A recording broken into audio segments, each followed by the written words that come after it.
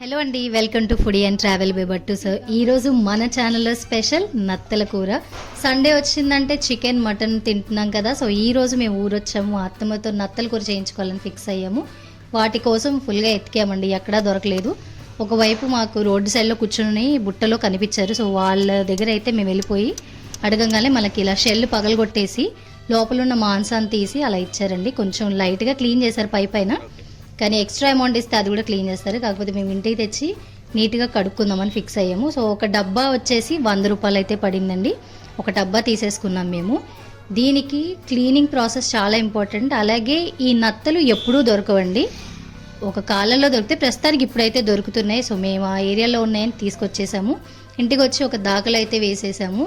ఇప్పుడు cleaning start చేస్తున్నాం కదా. టైం అయితే చాలా పడుతుందండి ఈ క్లీనింగ్కి. మాకు దగ్గర 45 నిమిషాలు అయితే పట్టింది.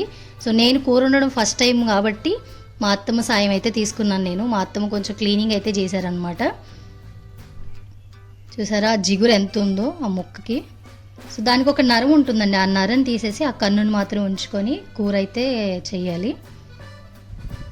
ఆ ముక్క కూడా జారిపోతుందండి, కట్ చేసేటప్పుడు కూడా జాగ్రత్తగా ఉండాలి. అలాగే క్లీనింగ్ చేసేటప్పుడు కూడా ఆ జిగురు పోయేదాకా కడక్కపోతే కూర అయితే పాడైపోతే నీసు వాసన బాగా వస్తుంది ఈ కూరకి.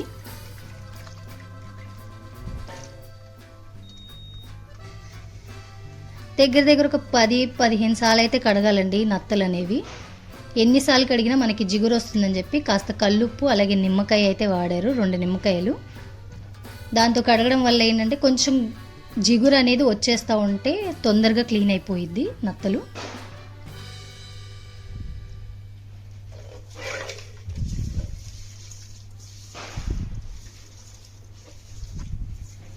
చూసారా జిగురు ఎలా వచ్చిందో నత్తలకి. ఈ జిగురు పోయేదాకా క్లీన్ చేసుకుంటేనే కూర బాగా వస్తుందన్నమాట.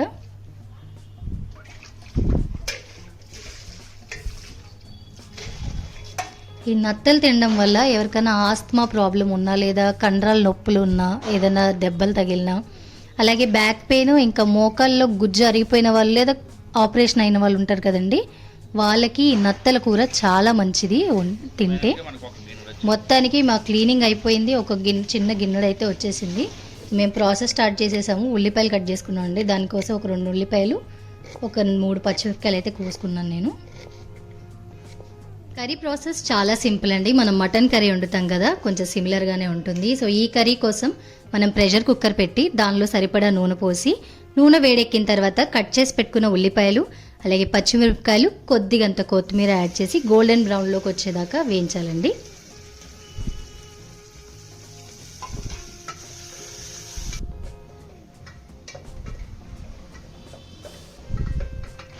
ఆ ఉల్లిపాయలు పచ్చిమిరపకాయలు వేగిన తర్వాత మనం క్లీన్ చేసి పెట్టుకున్న నత్త ముక్కలు ఉన్నాయి కదండి, ఇంకొకసారి నీట్గా వాష్ చేసేసుకొని ఆ ముక్కల్ని ఇందులో వేసేసి మగ్గనివ్వాలండి. దీంతో పాటు కాస్తంత ఉప్పు, కొద్దిగంత కల్లుప్పు అయితే వేసాను. కల్లుప్పు లేకపోతే నార్మల్ సాల్ట్ కూడా మీరు వాడచ్చండి. వాటిని వేసేసి అలా కలిపేసేయండి.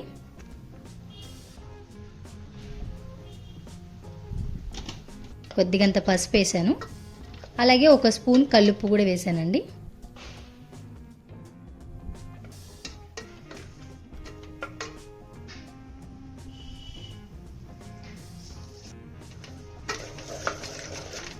వీటితో పాటు స్పైసీనెస్ కోసం 2 దాల్చిన చెక్క, 3 లవంగాలు వేసాను. ఇది ఆప్షనల్ అండి, మీరు వేసుకోవాలనుకుంటే వేసుకోండి, లేదంటే స్కిప్ కూడా చేయొచ్చు. ఒకసారి అలా కలబెట్టేసి మూత అయితే పెట్టేద్దాము. మూత పెట్టిన తర్వాత ఈ ముక్కల్లోంచి నీసు నీళ్ళు అయితే వస్తాయండి, అవి మొత్తం ఎగిరిపోవాలి. చూసారా నీసు నీళ్ళు వచ్చాయి కదా. సో ఇవి ఎగిరిపోతున్నాయి. ఇప్పుడు మనం అల్లం వెల్లుల్లి పేస్ట్ అయితే వేద్దామండి. ఇప్పటికీ నేను చాలా వీడియోస్లో చెప్పాను, మళ్ళీ చెప్తున్నాను. ఒకటి, మనం నీసు నీళ్ళు ఎగిరేదాకా అల్లం వెల్లుల్లి పేస్ట్ వేయకూడదండి. వేస్తే కర్రీకి వాసన ఏదైతే ఉంటుంది కదా అది పోదు. రెండోది వచ్చేసి ఫ్రెష్గా అల్లం వెల్లుల్లి పేస్ట్ ఇంట్లో వేసుకోవడం వల్ల కూరకి రుచి వాసన బాగుంటుందండి. కాబట్టి అప్పటికప్పుడు వేసుకోండి. నేను 2 స్పూన్ల కారం వేసుకున్నా, మీ స్పైసీకి తగ్గట్టుగా వేసుకోండి. కారం ఎక్కువ తినేవాళ్ళు కొంచెం ఎక్కువ వేసుకోండి, పర్వాలేదు. ఒకసారి తిప్పేసిన తర్వాత ఇప్పుడు ఈ ముక్క మునిగేదాకా మనం నీళ్ళైతే పోయాలి. నేను 1 గ్లాసు నీళ్ళైతే పోసాను.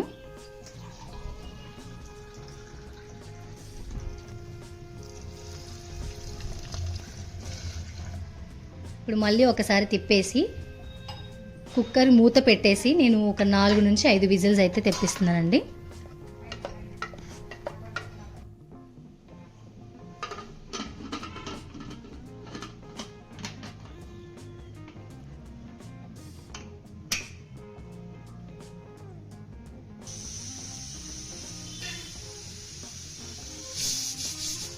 సరే కదా, 5 విజిల్స్ అయితే వచ్చేసి నేను ఆపేసి దాన్ని ఓపెన్ చేసి చూడండి. ఇది మళ్ళీ ఒకసారి మనం పొయ్యి మీద అయితే పెట్టాలన్నమాట.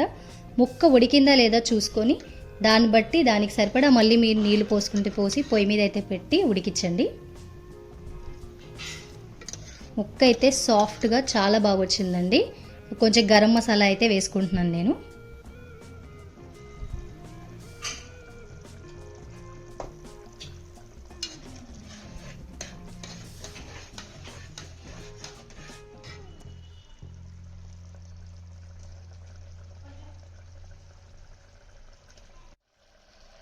చూసారు కదా, చక్కగా ముక్క ఉడికిపోయింది, మెత్తగా అయితే వచ్చిందండి. కాకపోతే ఇంకొంచెం ఉడకాలని నాకు అనిపించింది కాబట్టి మళ్ళీ ఒక 2 కూతలు అయితే రప్పించాను నేను.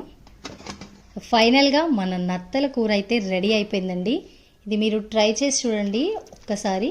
నేను ఫస్ట్ టైం తినడం, సో నేను ట్రై చేశాను, నాకు బాగా నచ్చిందండి టేస్ట్. మీరు ఒకసారి ట్రై చేసి చూడండి, ఎలా అనిపించింది కమెంట్ చేసి చెప్పడం మాత్రం మర్చిపోవద్దు. మీ కమెంట్స్ కోసం మేము వెయిట్ చేస్తూ ఉంటాము. అలాగే ఫుడీ అండ్ ట్రావెల్ ఛానల్ని సబ్స్క్రైబ్ చేసుకొని నోటిఫికేషన్ సింబల్ మీద క్లిక్ చేయండి. సో మేము ఎప్పుడైతే కొత్త వీడియోస్ పెడతామో అప్పుడు వెతుక్కునే పని లేకుండా మీ మొబైల్లో మీకు నోటిఫికేషన్ వస్తుందన్నమాట. సో అప్పుడు మీరు వీడియో చూసి మీరు ట్రై చేయొచ్చు.